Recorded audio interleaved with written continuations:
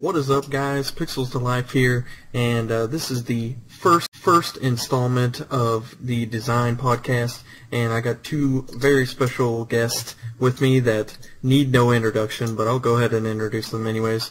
I've got Evan Eckert here. How's it going? I think I'm here. He's here. He is here. And then I also have Obey Rated, or Zach. Hi. He's also here, so we have somewhat of an all-star studded cast here, if you will. And, we're just going to talk about design and probably run off into random things, as our Skype calls typically tend to do. So, Evan, let's just start off with you and kind of explain what you do for those that have been living under a rock and don't know what you do. Oh, well, my day job is I go out and I scrape barnacles off boats and just pretend I'm SpongeBob and live under the sea and all that good stuff. I feel like that's 100% fabricated. I draw things and try to design as best I can is really what I do. Yeah, you do all right for yourself, I'd say.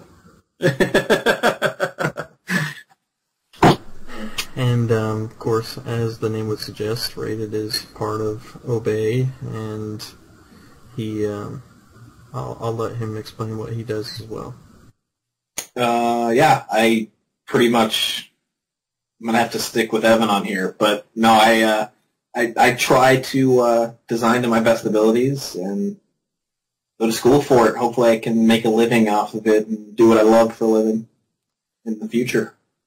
I'd say that's really the dream for a lot of designers, is to get into a position where it can be a full-time thing that they do. Not necessarily YouTube graphics and stuff like that, but just doing graphic design for companies or website design, those kind of things that can support you in a full-time capacity. Yeah. I would have to say that's positive. Mm-hmm. So what would you guys say is probably your favorite type of design? Like, what do you enjoy doing most? Oh man, that's a tough question. I think I know the answer for both, but maybe not. Okay, what answer you got? Okay, so I would say Evan likes to do the obviously drawing, because that's what he does, but more specifically he likes to do the random, unplanned drawings that aren't necessarily for anything, they're just for his enjoyment. Yeah. Basically. Yeah, but as far as that's definitely what I like to do. But as far as like design, because I think that gets kind of mixed sometimes, where illustration and graphic arts type stuff is a little bit different than design. Mm-hmm. Like the design stuff, I don't know. I always, even if I start out trying to do something design wise, I end up drawing something anyway. So it doesn't really work out lately. But lately, I've been enjoying getting into a lot more in just like brighter colors and looking at relearning like color theory and what goes together better and what can get some some pretty interesting combinations as far as colors that you can use in art and design. So lately, I've been looking at actually like a lot of 80s 80s style color palettes and looking at the brighter stuff, and seeing how that can be used in design again.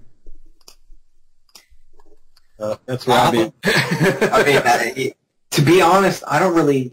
I'm like Evan said. There's a lot of people that misconstrue, what illustration and graphic design. They kind of mix it together as like it's one thing. Well, on the art school I actually go to, illustrations like, kind of like in a completely whole other, thing. But I do have to say that it is one of the things that I do enjoy doing. I do enjoy drawing. But as I'm always switching. I'm always, there's something new every single day that I'm, trying to find that's, what's that next thing that really does it for me. But right now, I'd have to say, exactly like what Evan's been doing. Except not really the 80s. I've been mixing, going back more and more through like the color theory type stuff. I've been mixing a lot of weird colors, but, being a musician, theory, color theory, and musical theory actually, they kind of like, they cross paths because they're very similar. So, in music theory, there's opposites attract type situation, and it's kind of the same thing with color. But I've been trying to do, trying to think of things that are completely out of the ordinary, and trying to see what I can do with that. I've noticed here lately that you have been doing a lot of the picture pack things for Xbox. Yep, for the good old Xbox. How do you like those? They're fun. They're just very restricting. With they're tiny, but it's the thing with Xbox is Xbox really isn't. I mean, there's no slander, of course. They're just, they're not expanding to the Xbox One with gamer picture wise. So I know the Xbox One, if anyone has one, the gamer pictures are, I believe, 500 by 500. So I think the designers are designing on a 1,000 by 1,000 megabyte or pixel canvas in Photoshop. So of course, there's a lot more you can do with it.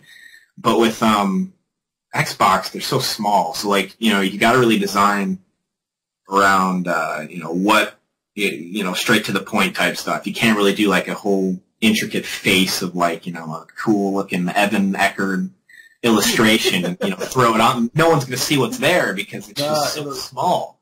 Yeah, it'll just be a big old smudge of color. Right. That's something that I do really, I have to say, it sucks because, a lot of that type of stuff would be really cool for that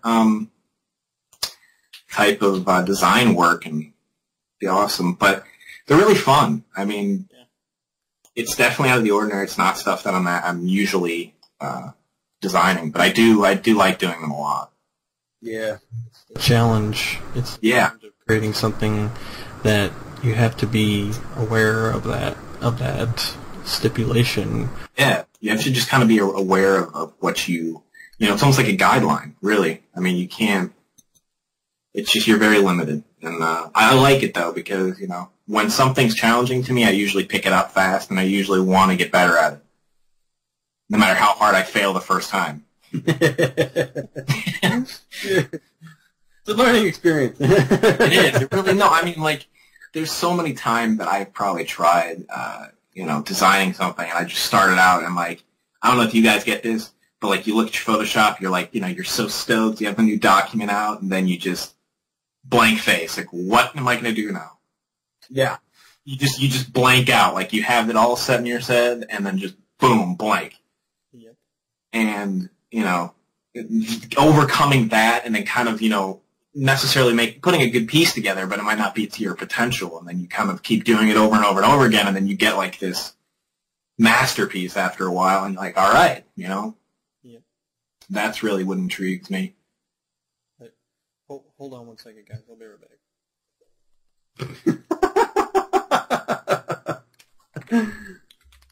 We just pause it? There's a pause button? I hope it's still recording. There's a pause button? Get an empty bottle. Use that. Right. Where's your bucket?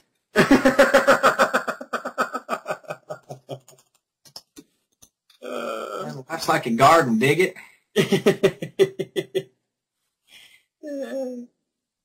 What's he say? Your fist, my face. What's up? Or what about your face, my ass? I mean, my ass, your ass. What up? That's a movie that I think needs a sequel. That man, dude. Christopher Walken in that movie had me crying for probably 2 hours straight. I mean, the amount of times I quote that guy you probably couldn't count that on fingers. That whole movie, dude. That's a rare gem. Just the names, like Clem. Like, who comes up with that? Gert B. Throbe. I hope you left that recording. You had some good stuff there. I did, actually. Yes. Just muted my mic. Apparently I'm going to have to do some editing, maybe. Oh, no, actually, to be honest, I'd leave that in. I'll go back and listen to it. We're ending careers today, fellas. Oh, yeah? No, we don't want to do it. Call it done. So, have you guys ever gotten a client that has asked you for something and you accept the job and then realize it's going to be something that either might be outside the realm of possibility for you to execute, or it turned out to be much more of a pain than you had anticipated? Oh, yeah. Yeah. That's every day. Yeah. I mean, it's just, there's some customers, man. But the way I learned it is the customer's always right. I mean, that's really the only way I can say it. I mean, it's really it. I can't argue with it, but at the end of the day, they're the ones, asking for something they want, so you gotta give it to them. Yeah, that's... Well, yeah, if you decide to take the job, over time, I'm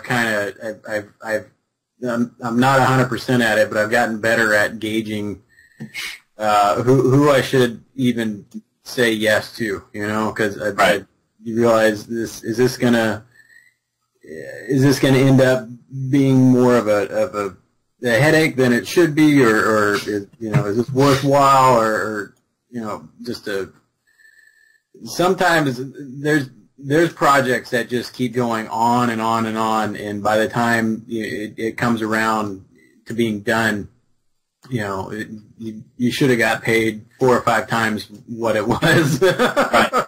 You kind of just are sitting there and you're like, geez, that was not worth that at all.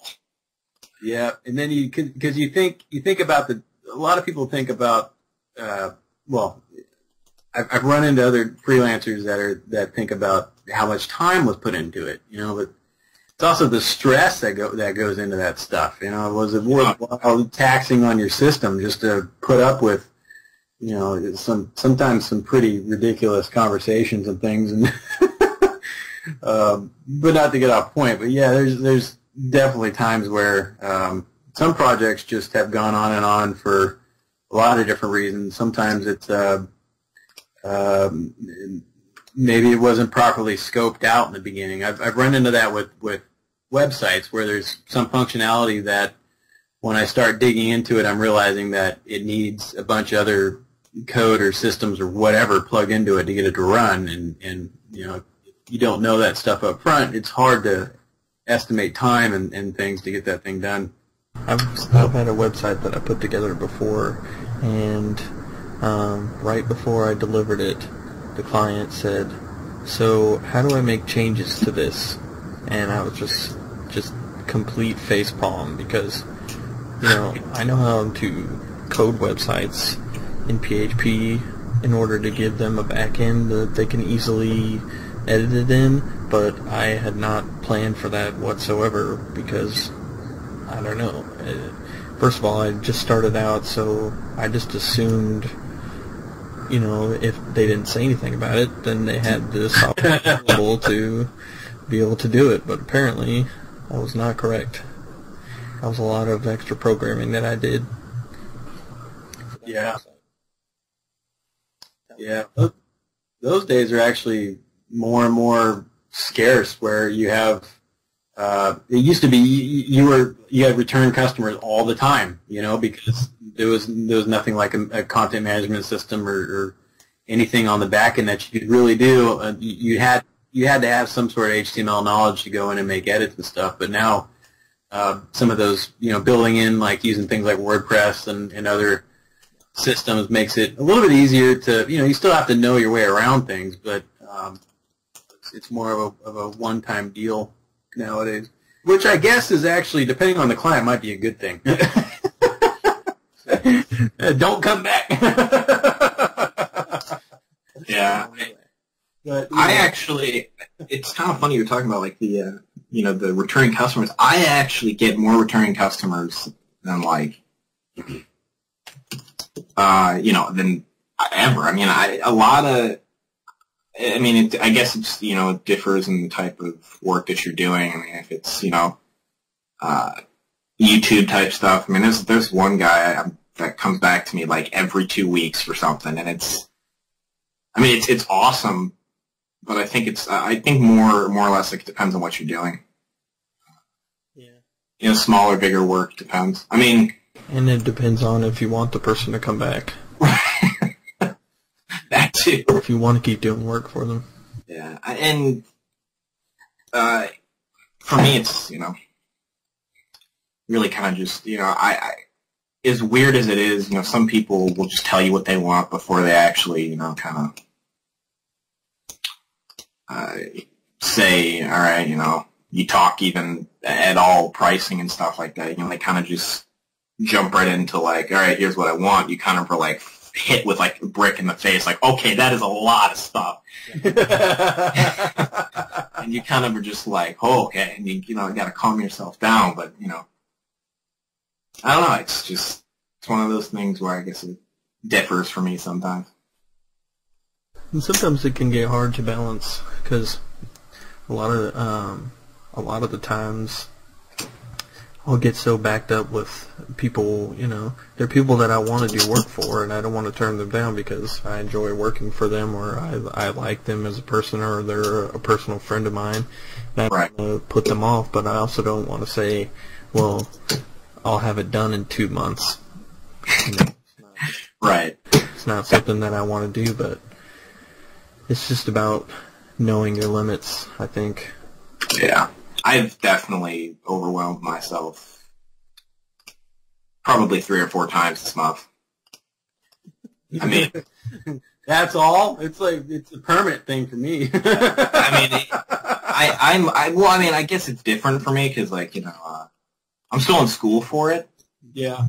And I don't really have, like, the actual in-field job. Like, I'm still just straight freelance. Like, I don't do anything but the freelance. I mean, yeah, I have, like, the internships, but that's only when school is in session. And there's also a major difference between doing illustration work or...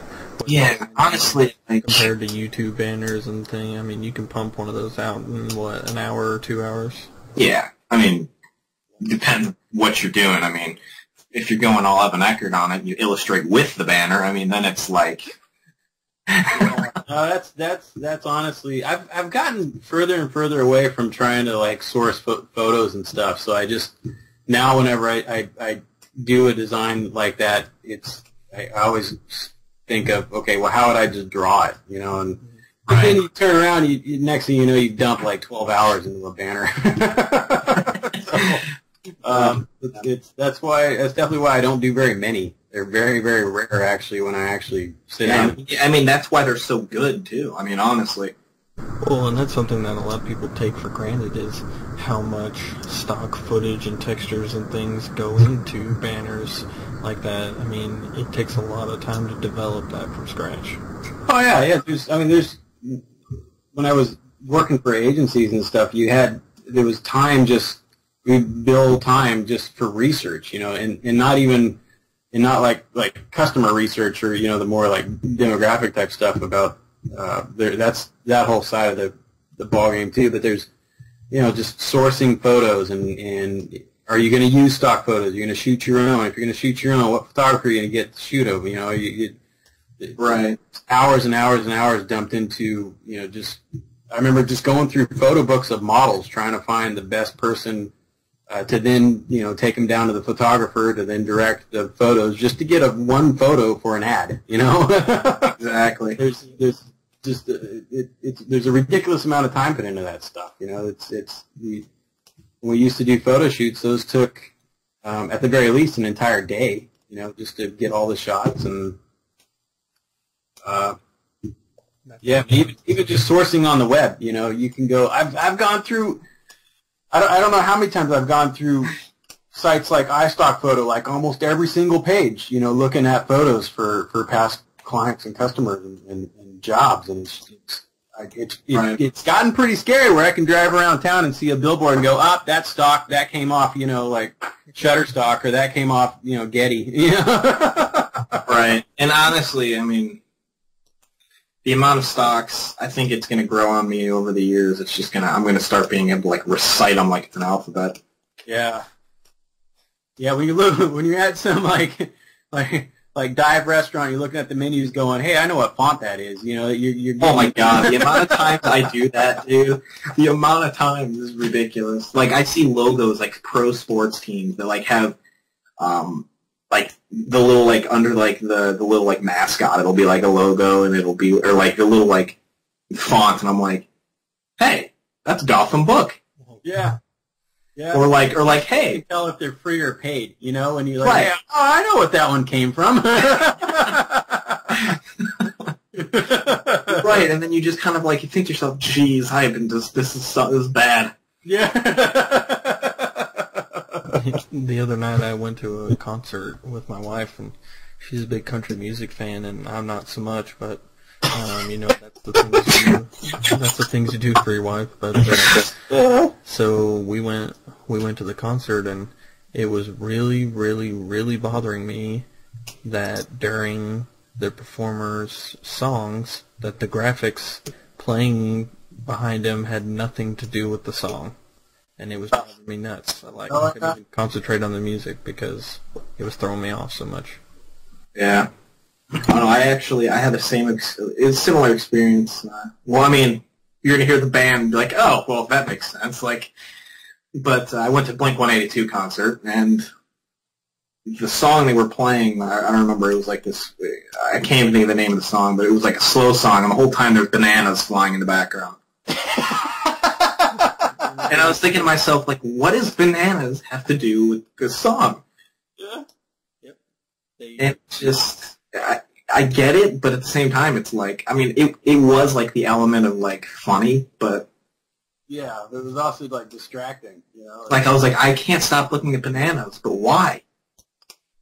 There's been a few concerts that's been the other direction where the visuals were so good, I almost like forgot that the band was playing. Yes. Yes. Yeah, that actually happened to me at the Metallica concert. It was just, I mean, you could just look at it and just the laser shows and the different graphics going on. It was just like, wow, like, am I even at a concert right now? Yeah, it's pretty. That whole thing actually is pretty cool to watch how that grew, because I remember it was kind of rare to see bands that had screens and projectors, that had visuals going on. Now it's like every time I see somebody like post an image to Instagram at some concert, there's always some screen going on. It's just crazy how that's become a staple. I don't know if you've noticed this, and we're always talking about music here, but another thing that's like really interesting. I don't really know if it's been more like a modernized thing. Is that now I've noticed a lot of bands also really take a lot of time of the album artwork, even though CDs really aren't being sold. Oh, oh man.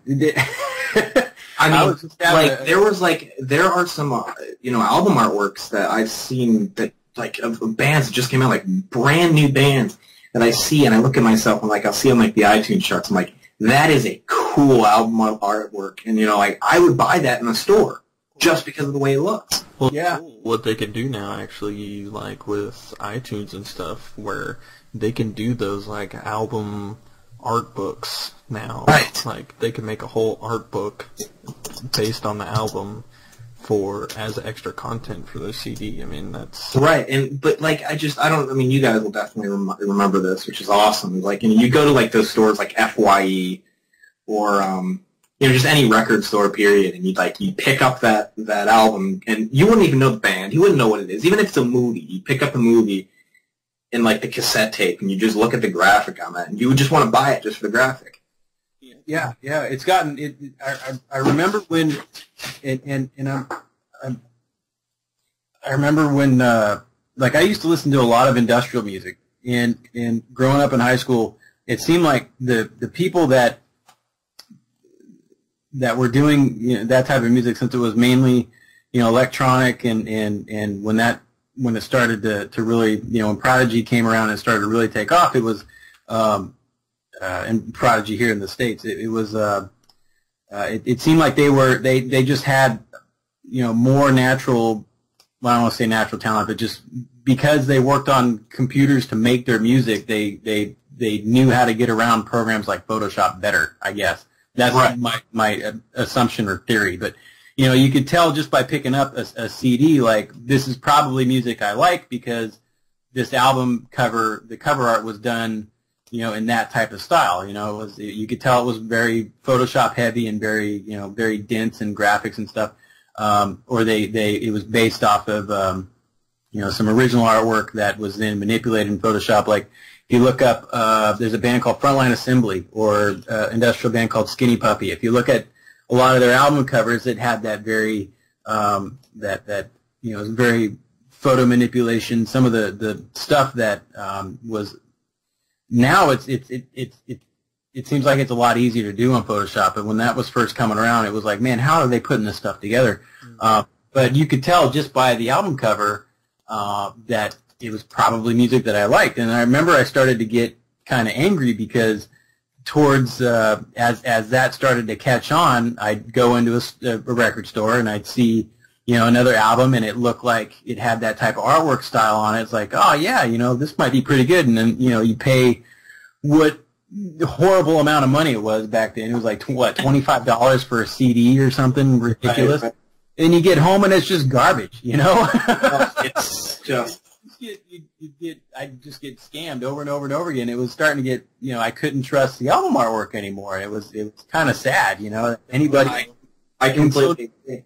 Yeah, but now that happens, that I get so irate over things like Netflix, because there'll be some really awesome movie covers on there, and you're thinking, oh, maybe this is just some movie I just never came across before. Maybe it's some underground thing that was probably good, but because the cover looks so good. And then you watch it, and it's like, man, this doesn't even qualify as a B movie. Is this even, what am I horrible? and also a lesson can be learned from that, and on the flip side of the coin, where the album art may not be that impressive, but the music is amazing. Yeah, which, in my opinion, like, I just noticed, like, a lot of bands, just the graphic, just everybody, I think, nowadays, even movies and companies like that have just tried so much harder to make. They use a lot of graphic design, and they push it a lot more than the actual film itself. Yeah. I mean, they will spend so much more money on, like, an amazing logo or, like, an amazing poster. Then you go to the movie and you're kind of just like, okay, the poster is freaking awesome, and what am I watching? It's like the Sin City franchise. There's no telling how much they dump into design work. Right. Well, I think it's because so they do dump in a lot of money, but it's easier to find people that do that now. So in the past, it used to be only there's very few, a handful of people that could do that stuff or did some high-end stuff. But now since it's more accessible, and there's I was reading an article about how movie posters today, there's a bunch of, like, alternates, right? They have, like, a bunch of different, like, character posters and all these different posters, because it's easy for them to just pass off stock photos to some guy working Photoshop and put them together. Mm-hmm. And it's cheaper because, the software doesn't cost as much money as it used to, and it wasn't, there's a lot of just details that go into bringing the price down. But at the same time, you get a lot of carbon copy stuff, right? You get a lot of posters that have been done. Yeah, you can't tell one movie from another because it's there was a whole article on that too about how the 4 or 5 different layouts that people go after nowadays when doing poster art, and that there's not as much thought in it anymore, like movies like the painting that was done for the original The Thing, like stuff like that. Now you've got 2 main actors' heads floating over some landscape scene or something, in the middle of the poster, and they can just churn those out, and it does get misleading because it's easy for someone to take that same layout and design and apply it to some horrible movie and throw it up on Netflix, and it's like, I just wasted an hour watching this. Or I don't know, I just, because that's original, that's really what I want to get into. I want to do album artwork, posters, stuff like that, merchandise, more for the actual, music scene. So it's like I'm always looking at, what's changing, what are they doing different, and it's just. And you're really, and you have a good eye for the photo manipulation type stuff, which I feel but to that type of design. Yeah, and the thing is that the time that goes into a photo manipulation of just starting from scratch one thing and just manipulating it to, look like asteroids are blowing it up. It's just the time and that goes through it is so, it crushes you after a while. But the final product is the outcome is just so much better. But like Evan was saying, a lot of people posters now, it's just you have those. I can tell you one that came to my mind when you said that was I think the Avengers. I've seen it in many aspects. Is that the Avengers was actually Dexter's Laboratories poster. Oh. And basically what it is it was just them in the exact same fighting positions, but with the backdrop of the Avengers. And it just seemed like, it was a really cool poster, don't get me wrong, but it was just it was done very fast. They popped it out, and of course it was a great movie, but, taking that, imagine starting from scratch from something like that. Yeah, that recently, I've got, here in my office I have a bunch of movie posters hanging up, but they're I forget what you would call them. They're custom drawn by other artists, right? So right. Guys like Tyler Stout and Martin Anson and Billy Perkins, they do a lot of these one-off prints that are of they either get commissioned to do it or they're just movies that they like, and they redo artwork for it, and they just looks like a lot of them just bring you back to the original movie posters from years ago, when they were a bit more original, in my opinion. Well, yeah, and it just kind of was everything that, I want, what I want when I think of a movie, something that really intrigues me, I want it be the first of everything. When you see, when I first saw the Star Wars posters, that was the first of that type of poster. No one else did that. I was going to say the exact same thing. And you saw that, and you kind of thought to yourself, that is cool. And then especially for an artist, you think to yourself, I want to do that. Mm-hmm. I want to recreate it. See, I'm probably way different from you guys, but I enjoy web design more than anything. I don't do web design. In design. I don't really tango with the web design. and almost even more so than designing the website, the coding. I really enjoy the challenge that goes into that. I've wanted to learn how to do it. I heard coding is a pain. But no, the design of it, I feel like it's really, really cool to actually, learn how to do it. Most of what I haven't really taken web design classes. It's been mostly just, branding and stuff like that. So,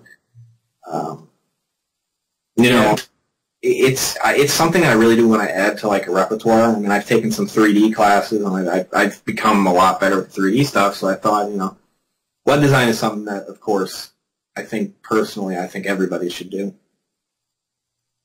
Well, there's the design side of it, and it's I find a lot of the web designers that I've worked with that were really good in their game knew they knew at least a little bit of how the coding would work, so they could see if they constructed if they had some sort of layout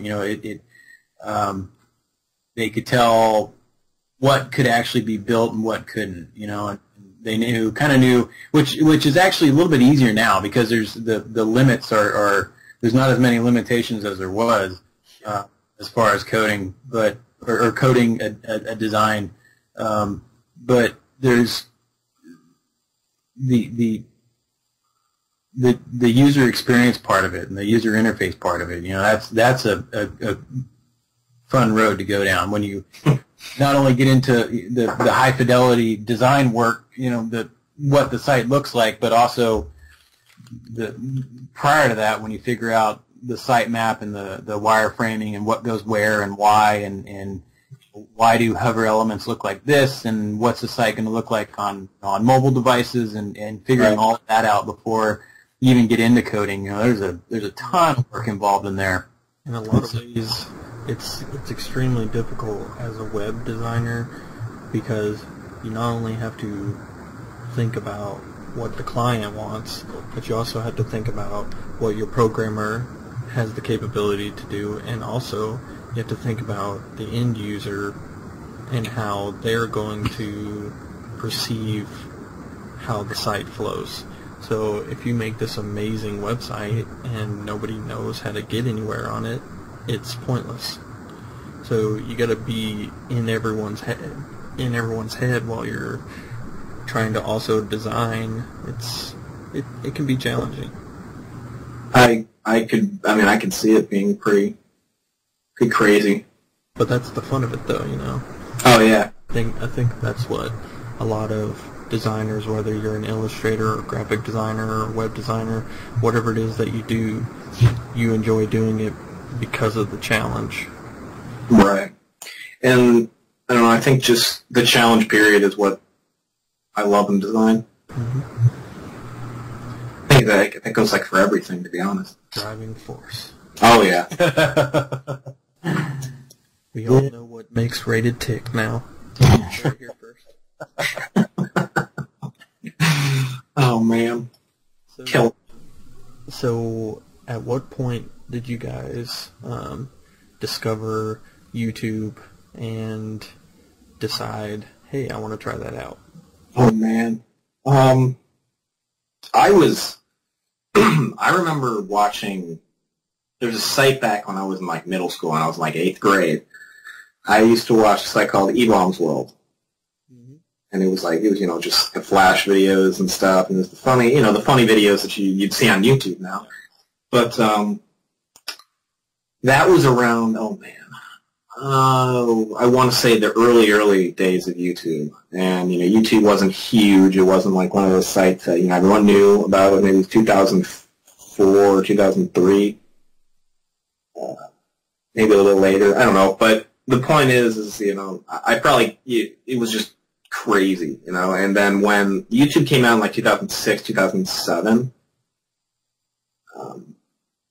and it was blew up as this big thing, everybody kind of my friends would be like, oh, check out this YouTube video. I was never into it. I was always the dude that was outside playing sports.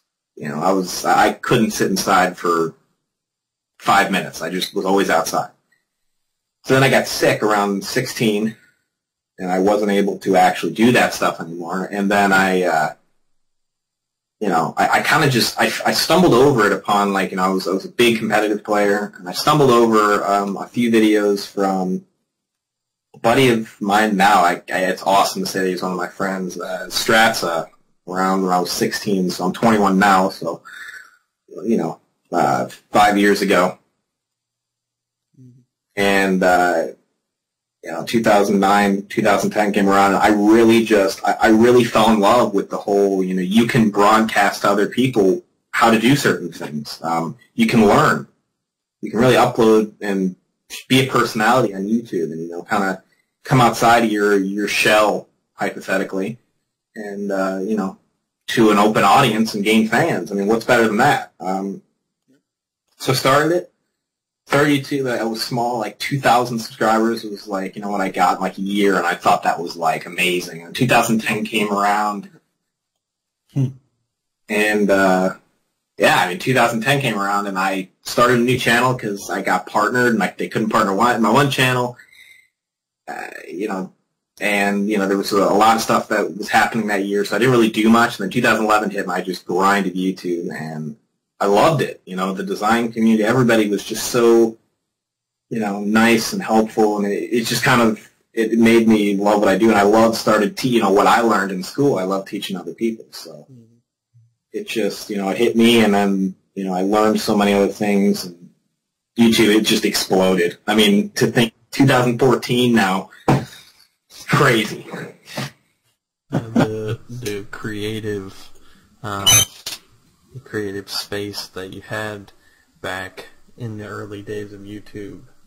Yeah. It almost makes me cry now. Yeah. There's nothing. Yeah, there's nothing here anymore. What about you, Evan? I mean, we know you started on vinyl records, and you're dubbing on VHS tapes, and using cassette tapes to record his favorite songs off the radio. My gramophones. My gramophone DJing. If you guys don't know what we're talking about, I got real bored a couple weeks ago and made a few vines and talked some trash to a couple of the YouTube graphics community and stuff, and it was received pretty well. It was all in good fun, of course, but it's kind of a running joke now that we give Evan a hard time about being one of the senior guys. And he designs and using a vinyl record. Yeah. My dinosaur DJ. I'm gonna make that shirt. That's gonna be a shirt. Please do. But you gotta dinosaur your face though. It's gotta be your face. I'll buy like 40 of those. I told him he should do like slick back hair and like a cheap suit and stuff. Be really, really good. Or you should get like a dinosaur in a conductor's outfit. I'm thinking like old West photography, like that. We had to like stand still for a half hour to get a good shot. Oh, that's funny. I heard of this thing called YouTube, right? And the way I heard about YouTube, and I had actually never seen a video on it, and I had heard about YouTube and then never even bothered to look at it for years after, was when the news, when I was working up north in the Bay Area, Silicon Valley, working for an internet company, I heard that Google bought this video player site for $1 billion, and all of us were like, what?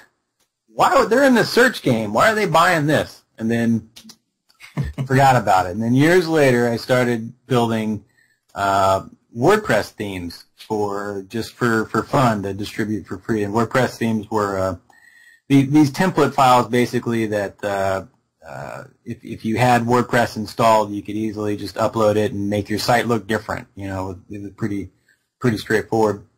Mm-hmm.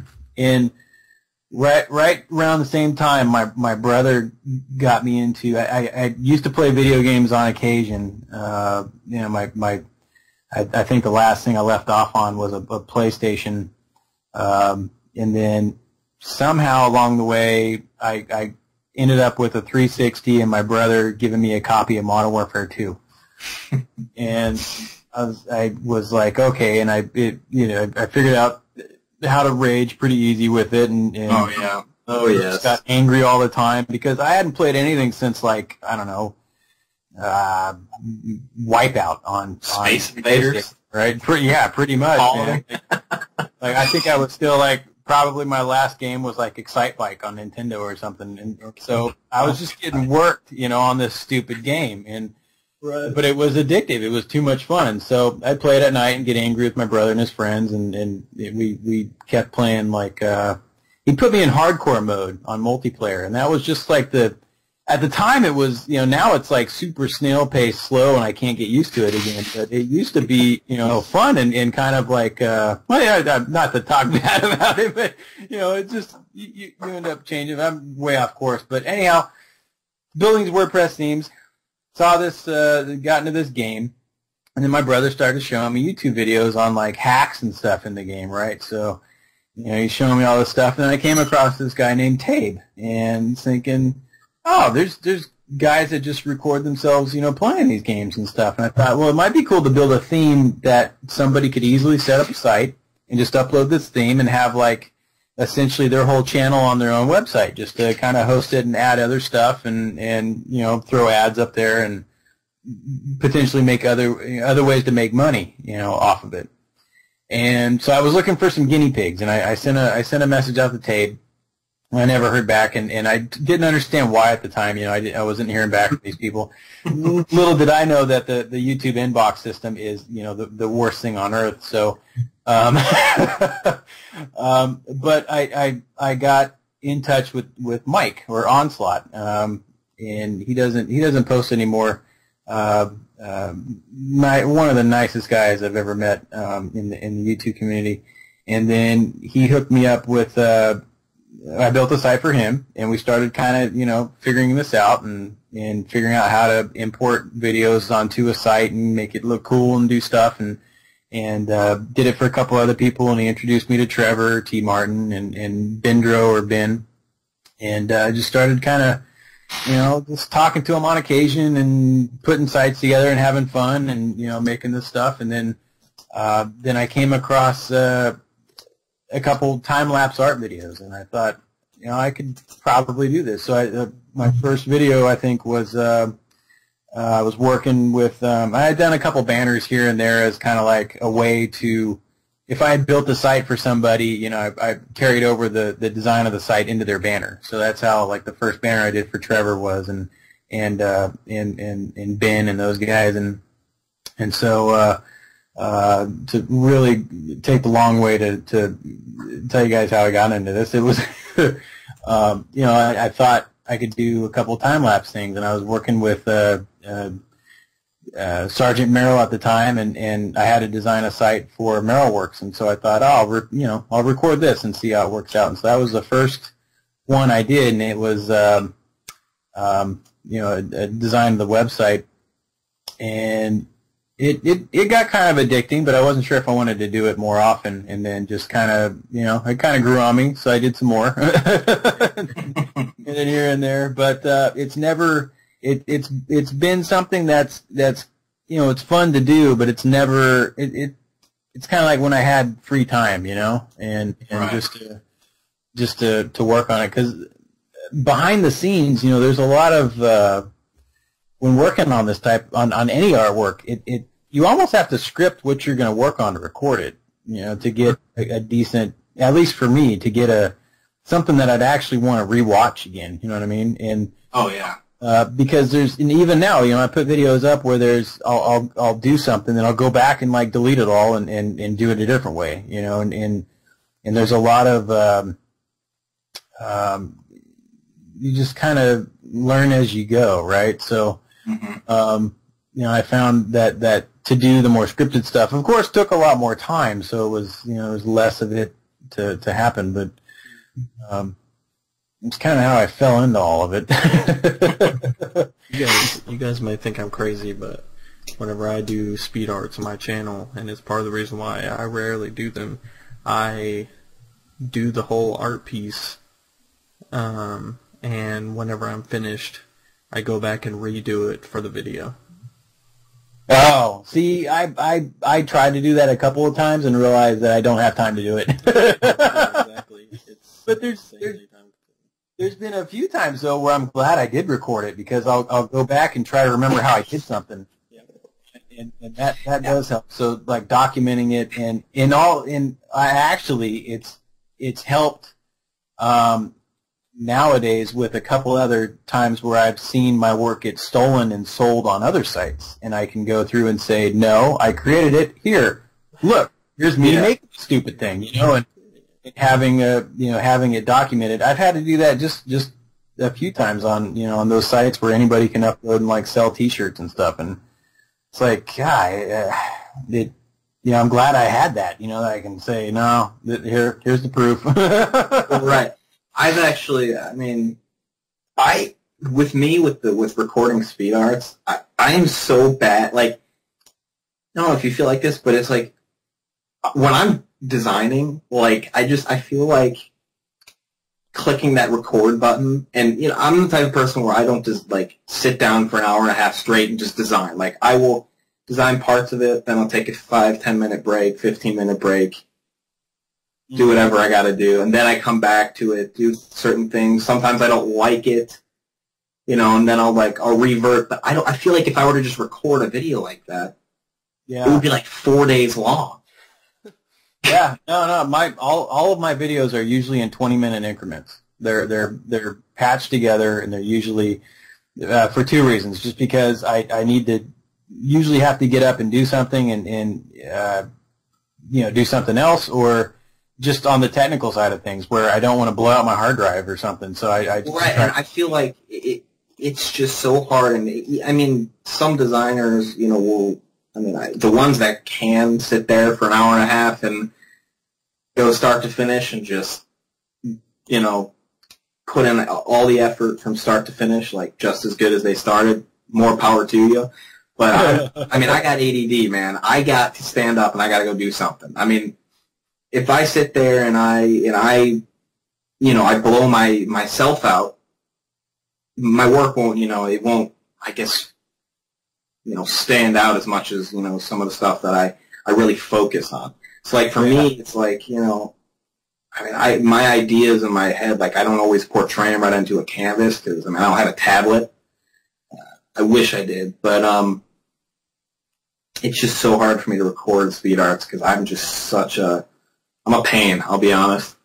Well, that's why it's even more brutal to live stream stuff. I've always had a hard time having like somebody watch me while I'm trying to draw something. I've never been able to do that, and so that's why it's really hard for me to do the live stream thing. I can it's easier when there's like more commotion going on. There's more of a using it as a teaching platform or something. Just kind of show people how to do something, or if it's just kind of sporadic and hanging out or whatever.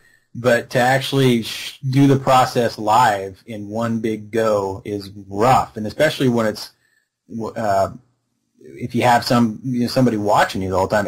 Even growing up in school, like somebody would come up to me and say in grade school and be like, "Hey, can you draw this for me?" And it's like, "Yeah, I'll bring it tomorrow." And they're like, "Oh, you can't do it today?" It's like, I don't want you standing on my shoulder watching. It's too nerve-wracking. I can't do it, and right. Go away. I'll bring it back tomorrow. And I always had to do that because I can't. I've always been. I used to be really shy growing up too, so that's probably got a big part of it. But it's. Oh yeah, I'm the same way with that type of stuff. It was kind of like that with music with me. Like when I was playing guitar, it took me a long time to warm up to people to like play in front of them. Oh yeah, yeah. So I get it, but I think the whole live stream. I tried it last night. I got a huge response. A lot of people loved it. I really don't think. They really cared too much about the design. I think they just wanted to talk. Yeah, it's more the interaction. Yeah. Yeah, but you still feel like you're on the spot, right? Well, yeah, and I felt like, it was like if I do something the wrong way or the way that it's not correctly done, like what am I going to get? There's a lot of those things that go through your head. I will say that it is very frustrating with those types of things, but yeah, that's why I got big respect for those guys that can like stand out in public and do massive murals and stuff and just like whatever, and just get into it and do it. It's like, how do you I'd probably want to punch like half the people walking by, Right. Go away. Well, like a lot of times like designing, it also you gotta have that you gotta be in that that mindset of you gotta be nice and I guess the word would be you gotta be calm, quiet. I mean, sometimes you throw music on, sometimes you're not. I mean, it depends. It's like, if you're not in your own zone, like people, I mean, everything pisses you off. Yeah. I think, well, age will help with that. I'm finding I have less patience now.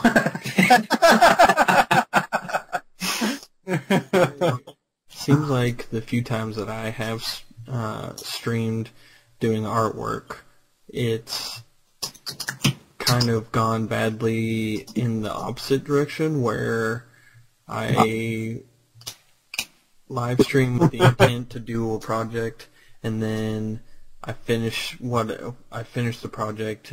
Either I'd already started it or I just got on a roll, and I finish in like 15 minutes, and I'm like, what should I do now? Yeah, right. Or when you get, like I do this, like I don't know how to get around it, is where you get into focus mode, you know, and it's just, next thing you know, you haven't talked to your audience for like 20 minutes, you know. Right. Oh my god, I did that last night. Oh my god, it was so awkward. I'm like, sorry if I'm not talking. Yeah, I got something good out of it, but everybody left because I didn't talk to them. No, it's just, I mean, I guess it's just, you know, it's kind of a different, you know, different audience. I mean, live streaming for us is just very different than, like, you know, hey, there's a gameplay and I can just talk over it. Like, it's just different. I can't, it's so hard. Even that, I have big respect for those guys that can do, like, live gameplay stuff and actually have a conversation with somebody while they're doing it. I can multitask, but that's ridiculous. Oh yeah, I love it. I don't really like watching people live stream or like live commentaries when they like are actually talking to you. I like it when they die and they rage in the middle of like the conversation, like they're having a conversation, they die and they just scream really loud. That's what gets me, because it's just like you sit there and you're just like, oh man, you should try that in your design live stream. Right. Like rage at Photoshop. Right, like it accidentally, like when you go into Photoshop, when you hit File Open, you actually go into Bridge. Rage. Oh, yeah. Oh, man. God. That is the most frustrating thing. You're like, well... And they put that in every single program. It's in the same place. Oh, I know. Or like when you're like in Photoshop and you're trying to go into a filter and your whole Photoshop closes out. Yep. My thing... I've actually just recently started using the pen tool to make selections for this specific reason.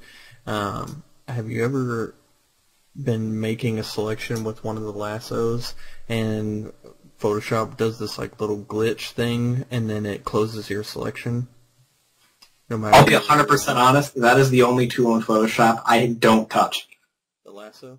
Yeah, I don't touch. Everything and anything you can do with a selection, I just use the pen tool. Yeah, that's why I switched over to it, because... it's so much easier. And I mean... Cleaner. I mean, it's a cleaner... Oh, yeah, it's a cleaner cut, but for sure. My pet peeve is when I'm trying to record a tutorial and Photoshop decides to not do something. So...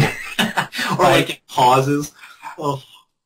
Well, I don't mind, because you can cut that out. But even when I did these abstracts tutorials, there was the last one, the Oblivion terrain thing. Yeah, the one I was telling you about, how the filter. Yeah, it was the render lights would just not work. Yeah, and to be honest, I thought it was my CC, like the update. I updated, nothing. It still won't work for me. No, I tried version 6, 32-bit, 64-bit, and CC, and it would like sometimes work and sometimes not. It made. Yeah, I really think I think we found a bug. Yeah. 100%.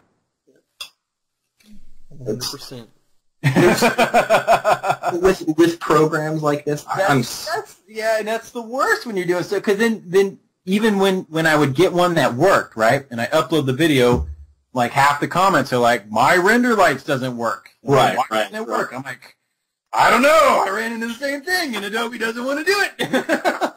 I remember looking at the comments on that when people were like, it doesn't work, and I was like, oh god.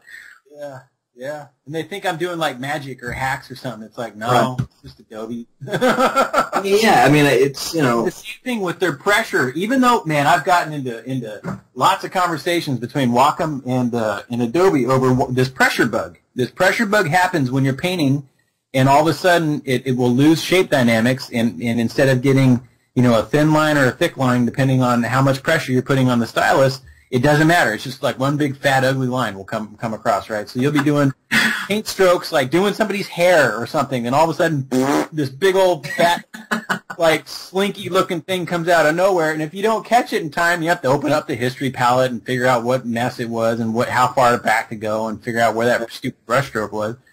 And I emailed Wacom, I emailed Adobe. They're like, oh, yeah, we have a fix for that. You know, I went through, like, I don't know, like 50 patches and driver updates and whatever, God knows what, and a lot of uninstalling and reinstalling and punching equipment. And it still happens. And it happened enough to where that's what got me to switch to Manga Studio. But it's still, you know, it's these little bugs, and they don't want to admit that they're there. And you know, it's probably just yours. It's probably just yours. It's like whenever you call your internet company and they go, yeah, let's try and reset the router. Yeah, there's a couple good articles that I've been posting on Twitter. My buddy Ed sent them to me, and they're just about that code. All code is built on crap. So since day one, it's been, you know, one developer after another that would get something working, you know, and it would work, and then it'd get passed off to somebody else, and they couldn't figure out why one part would work and one wouldn't. So they would build their code and get it going, and somehow it would work, and it would talk to each other, and then it would go to somebody else. And so, like, even your operating system now, whether it be Mac or Windows or whatever, you have all these little programs trying to, like, dance with each other and figure each other out and work with each other, and half of them don't. And it's like such bad code. There was an article where I read that somebody had gone through and decompiled Windows OS and looked at, I forget what it was. It was like XP or something, or NT. And when they unencrypted it and looked at the code, it was chock full of, like, developer comments in there where it was, some people were even poking blame at each other, like, so-and-so messed this up, and, you know, in comments, in the code. Like, I don't know how this works, but it does, ask whoever, you know, and it was like a comment strip, and it was encrypted so you can't see it. And it's full of just like this is magic.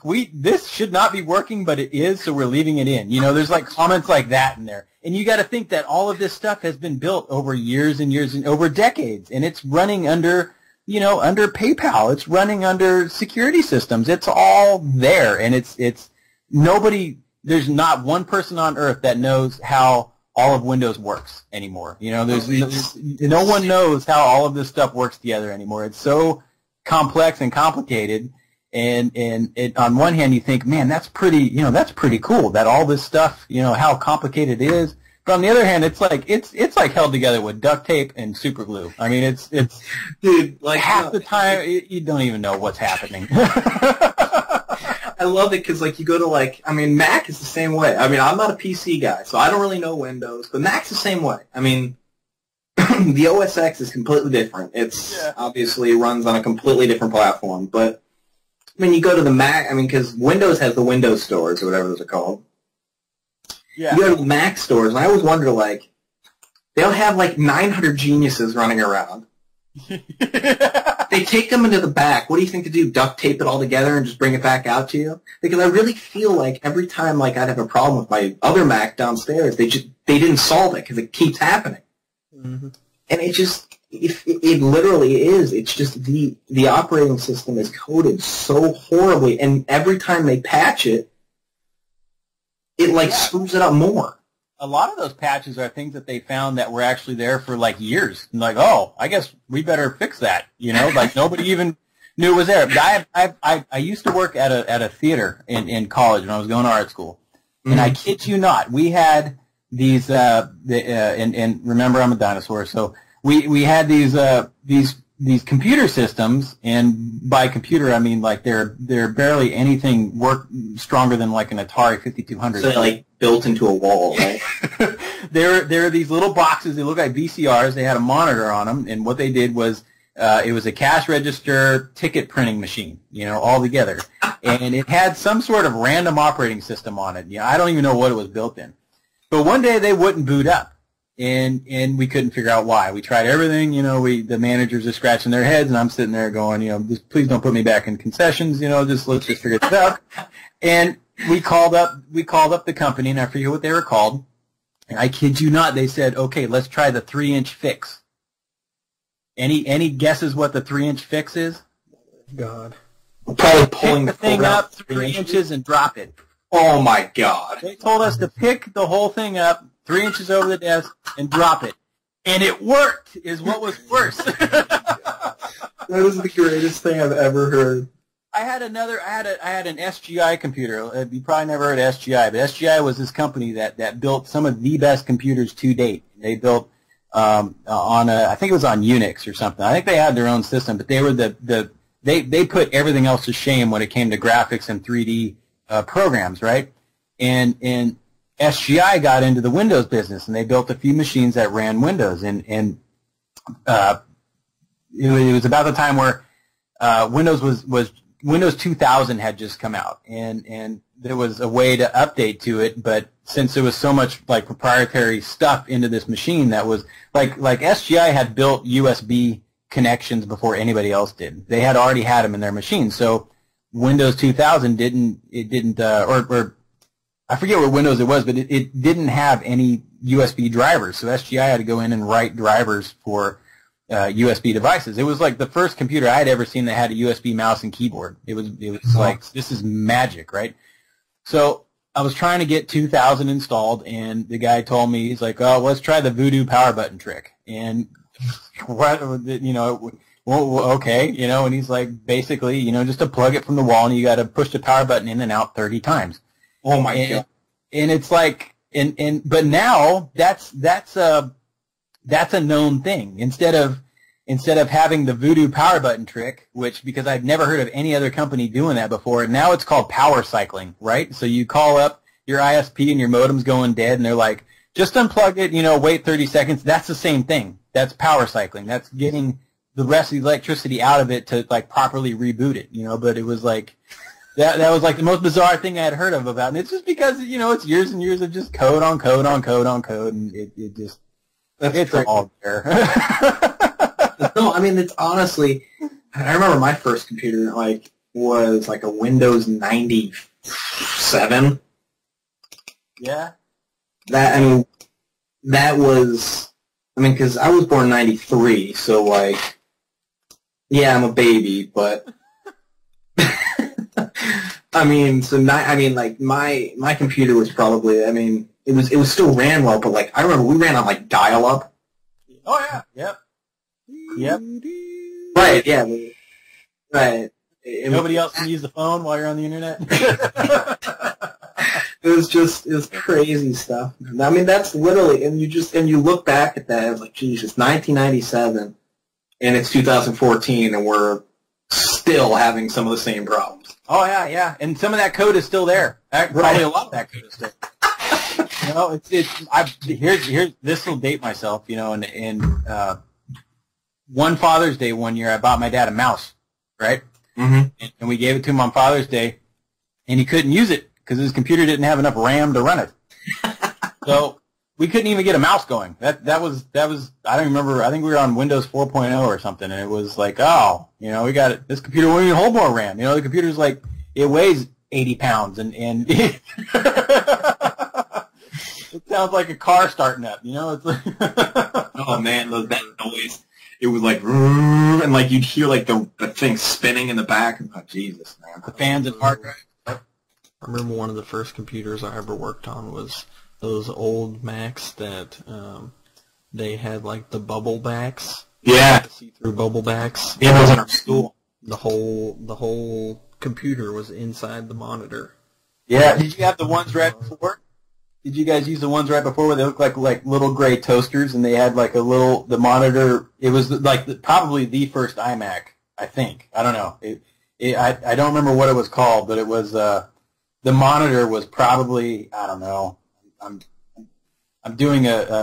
putting my hands up trying to figure out how big this thing was. Probably it was the size of a portable television. I think I know what you're talking about. Yeah, yeah, and then it had had a floppy drive right below it, and then it just had a keyboard. Floppy disk. Yeah.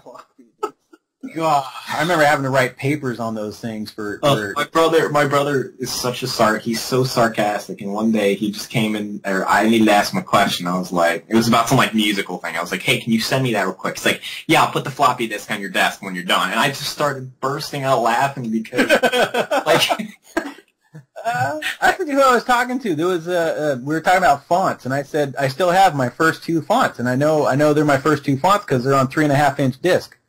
I had to mail away for them. You know, there was no, you didn't buy anything online. They were just glorified catalogs, and you still had to mail in a check, and they mailed back. It was Da Vinci font and it was Monet font. It was some guy that took Da Vinci and Monet's signature, and they made entire alphabets out of it. And those were my first 2 fonts.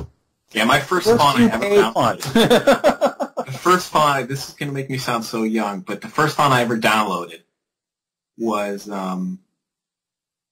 I think it was like typography. Yeah. Typograph Pro, whatever they call it. Yeah. I bought that, and that was it. I mean, like, I just used that for everything. Yep.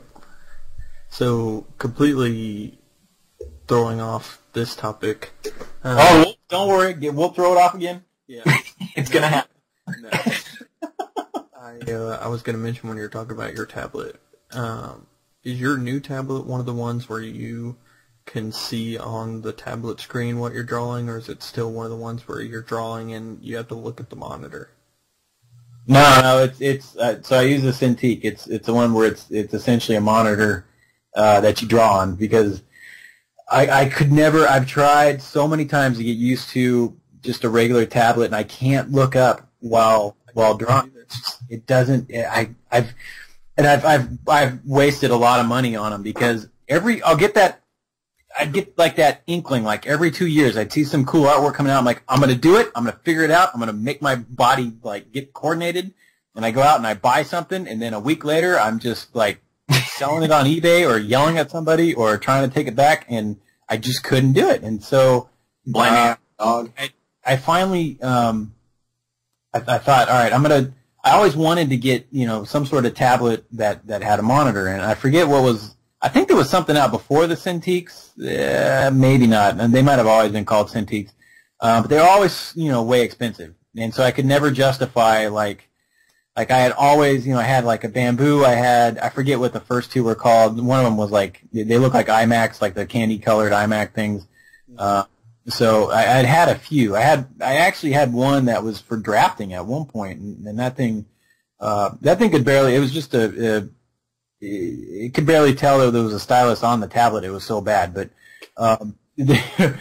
I finally I'd always look for like used ones or like a Cintiq that I could get for cheaper, just at least not break the bank to see if I could use it, and not have to go through the same. How much are those Cintiqs? They're steep. I mean, the cheapest I think is $1,000. I'm pretty sure. Yeah, I know they're expensive. I just didn't know. Yeah. So I found a guy from actually from Zombie Studios that was selling. He was getting rid of one, and so I messaged him, and I was gonna bite the bullet, and he was, he was the only one that had ever used it, and he used it at a gaming studio. So I figured he probably took real good care of it, and so I bought it off him, and just I couldn't stop using it. Got it, and it was just, man, it was just the best thing ever.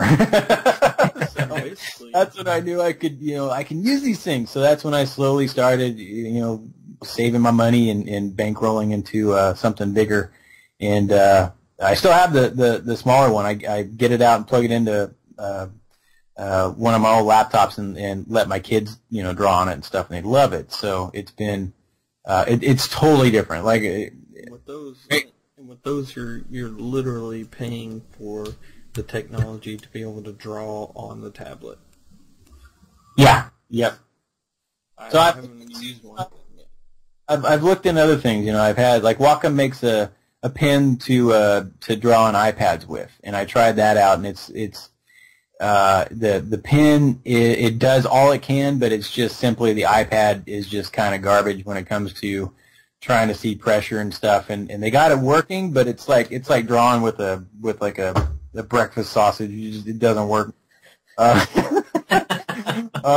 yeah, you might as well just be using a hot dog and finger paints. It's not, it just doesn't work. But I've been looking into, they make something called the Companion, the Wacom Companion, where it's essentially a Cintiq that is a tablet computer, and it runs either Android or Windows 8. So I want to try one of those out and see how those work. But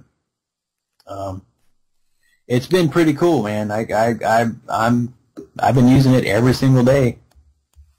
Yeah, I haven't bought one. Part of the reason is because I'm the type of person where I'm going to be exactly like you. I'm going to try to draw and look at the screen, and I'm going to be drawing something completely different than what I'm trying to draw. Isn't that more though? Because you draw with the mouse while you're looking at the computer screen, but you can't do it with a pen. It's crazy. Well, you don't ever really draw with the mouse. You just kind of, like, I always had to scan and then just kind of, I already knew where I was going, right? So, right. And then to get that real, like, human line to everything, you kind of had to mimic it. And I draw paths and kind of essentially build line shapes with the pen tool. That got pretty close. It's much more similar to, it's very hard. I will tell you that. Yeah. I mean, to do the characters that I guess Evan does, you really got to have the Wacom. I mean, that's. Or you scan it beforehand and then just redo the ink. There's not really. Yeah, I mean, other than that, I don't really. I would go with that, but I mean, I'm addicted to buying guitars right now. I don't need to be addicted to buying guitars. I got the Wacom Mentos Touch 5, and I try to use it, and I'm just like, this is the most difficult thing I've ever tried to learn. It's probably very frustrating as well. Yeah, I remember getting my hands on one in art school. It was the first time I actually got to have them, like, readily available to use, and I was all excited, all these years wanted to use an actual tablet, blah, blah, blah, and I sit down and I just got angry. Yeah, surprisingly, our school, we have the Cintiqs, but, I mean, that's more for the illustration department. Yeah. I mean, it's not really typically, you don't see them unless it's a mixed studio. You don't see them. Yeah, we have a lot of mixed studios, but the thing about our studios is that, like, there's only 600 students that go to my art school. I mean, it's a private school, so it's very, very, in depth, very, one-on-one type stuff. So we all have, like, our own area. So, like, you can keep your stuff there and stuff. So, like, some of the illustration guys are in the same, some of the classes are in the same rooms and stuff like that, so they do use some of the same stuff, but we never really, I don't think I've been even able to try one, because, it's just pain. Are you guys self-taught for the most part, or did you guys both go to school for design? I taught myself until I was... until I got into school. That's really about it. I mean, I don't really, maybe Evan will think different. I don't really think school teaches you how to design. I think it's more of they teach you what you need to know about the programs, and then it's kind of the design part of it. It's more of, like, all in your head. Yeah, well, that's why most art schools they're portfolio-based. Right. You're not even going to get into them unless they already see that you already. I hate, you can. People ask me this all the time. Can you learn how to draw? Well, you can learn how to draw better, but yeah. It's something that it's like like me when it comes to, I don't know, hanging a door, something like that. Like, I can learn how to do it, but I can't just go in and do it. I've managed to screw something up, It's like, but with art, I've always just been able to do it. But there's a lot of stuff, it's just like any other, I guess, any other talent, It's just something that it's unexplainable. That people just know how to do better. And then most art schools they they well, hopefully they do multiple things, but they teach you how to push it further, or what to look for, or how to make your art better as far as the technical side of things, or maybe how to think differently to make different types of art, or different themes and stuff. Yeah. Then there's the marketing aspect of it, where there's a lot of schools where basically all they do is teach you how to sell your art, and how to get a job at it. So they will be much more specific on portfolio building, and having a range of things to show to go out and get a job at an agency or something.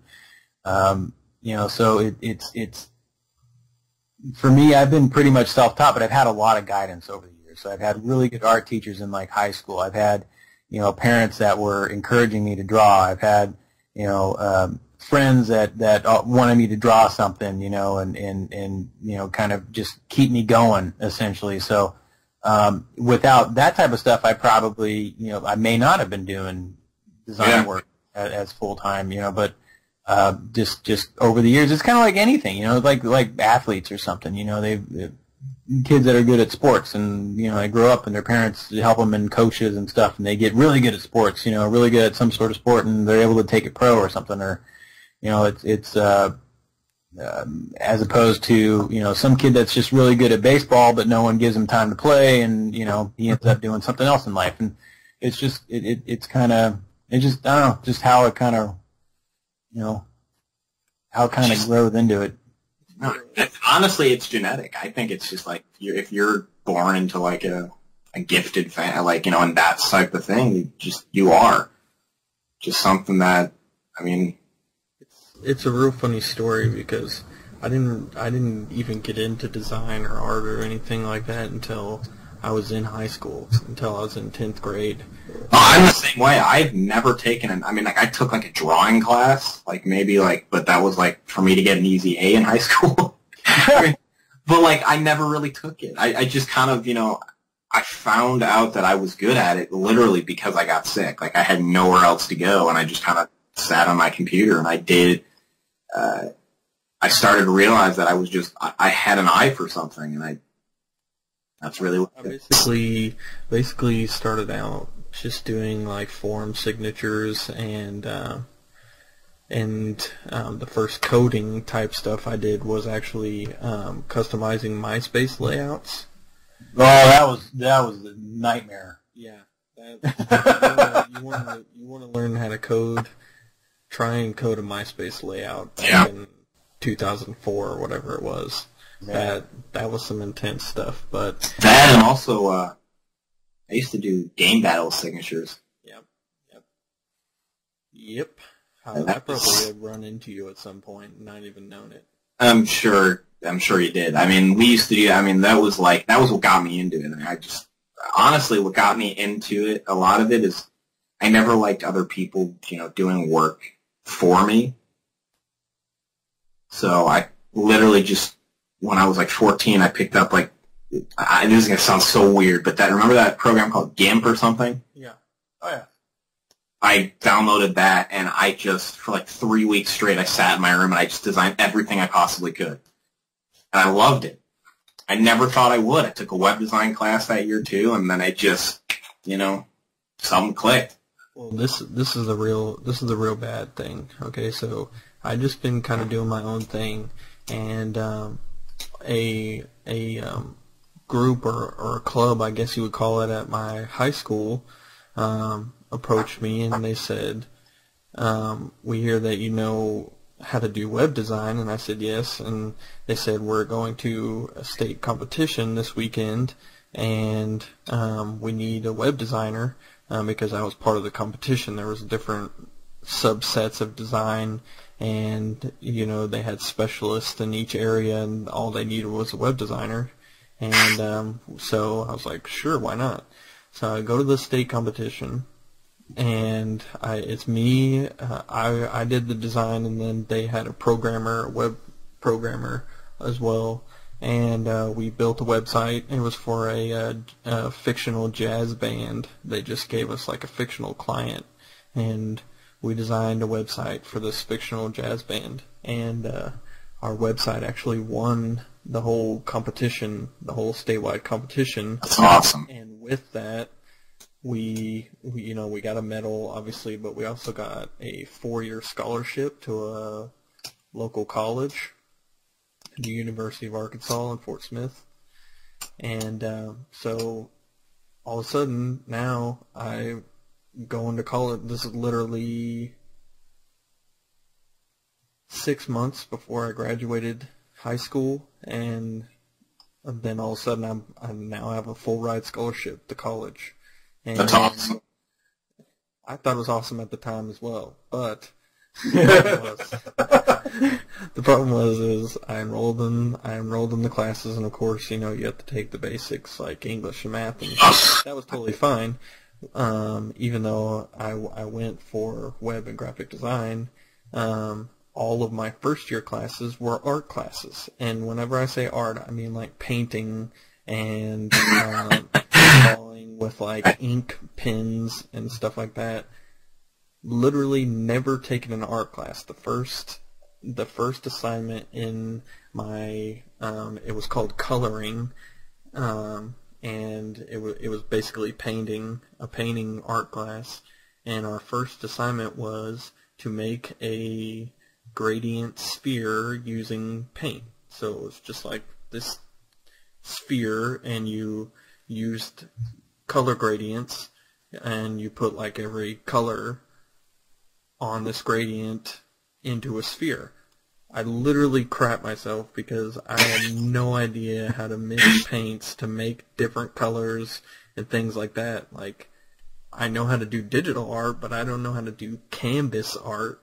And I almost got up and walked out of the class. I'm not even kidding. Yeah. No, I had, I don't know, I guess it was just different for me because, like, to do all my basic requirements, I just went to a community college, did my basic requirements, transferred right to an art school, and they saw all my stuff, and that's where I am now. So, I mean, like, I took drawing classes. I took them, but I took, like, the basic of all basic drawing classes. Like, they're like, draw a circle. well, no, I mean, they really what the drawing classes would teach you is, like, perspective, 2-point perspective, 1-point perspective, we went up to 3-point, but that's where my head started to explode.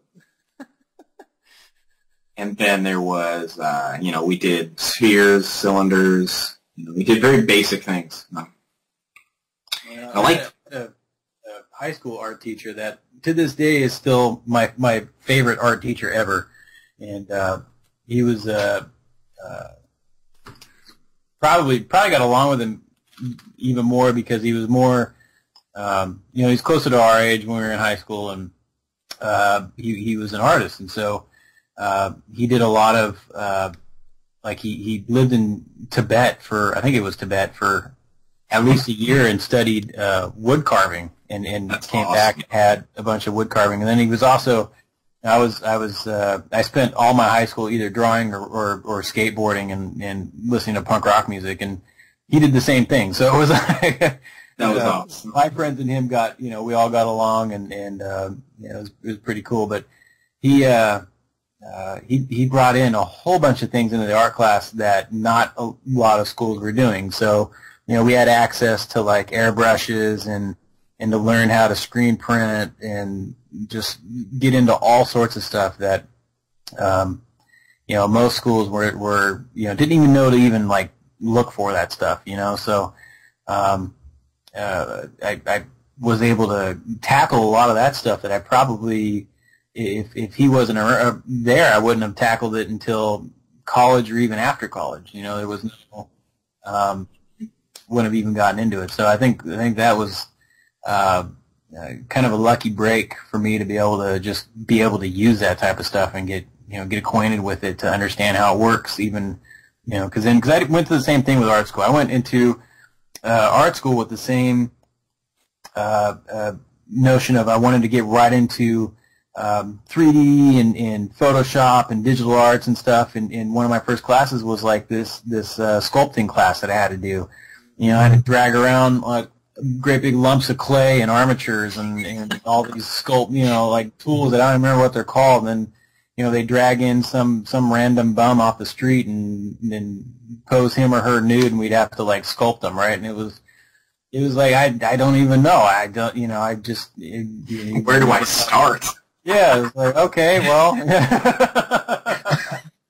so it was very. I was extremely spoiled with my high school art teacher, I have to say. And art classes were, God, I remember I had to take a charcoal class, and I think I destroyed more like articles of clothing in classes like that, just coming out with. I love using charcoal though. The way you can manipulate that stuff is just so much fun.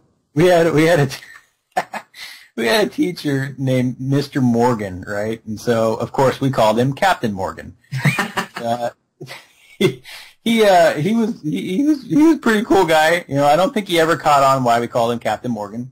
But I had a buddy in that class, and he showed up to class one day, a little bit buzzed on whatever, and the term Captain Morgan just like completely went through his brain, and he wasn't all there that day anyways. And so I remember sitting on these little, I don't know if you guys have them at art school, but they're like these little horse things you sit on with like, it's just like this wooden kind of table, and you kind of straddle it, and it's got like one end's like an easel, and you can just kind of dump all your stuff right in front of you. And I mean, not mine.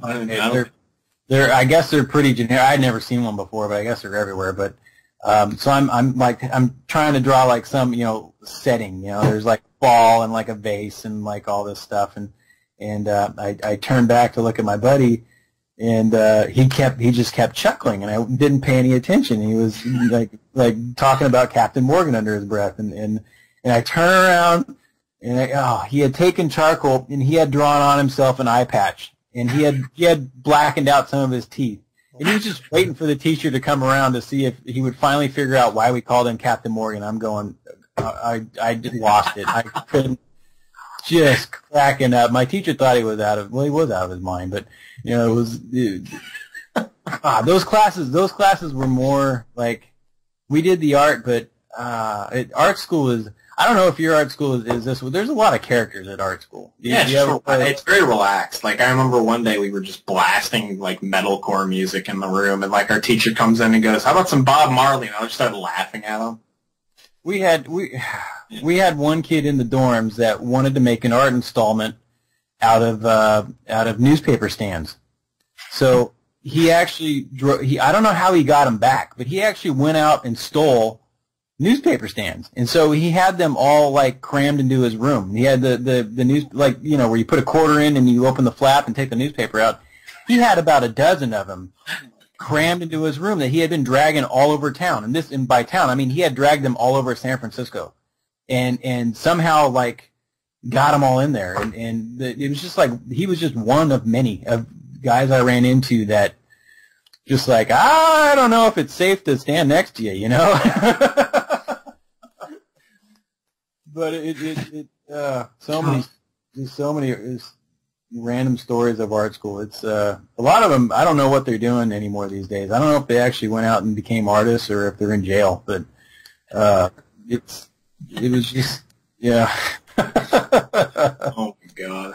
Yeah. When you're in the our dorms were essentially apartment buildings, and they were kind of scattered all over this complex, and it was in the Presidio, which was in San Francisco. It's a military base, and when you've got a knock, when you hear a knock on the door at about 3:00 in the morning, and one of your schoolmates is standing there with no shirt on and he's handcuffed, asking you if you have a chisel or a saw, you probably know there might be something. Maybe there's a different school we should be going to. Man.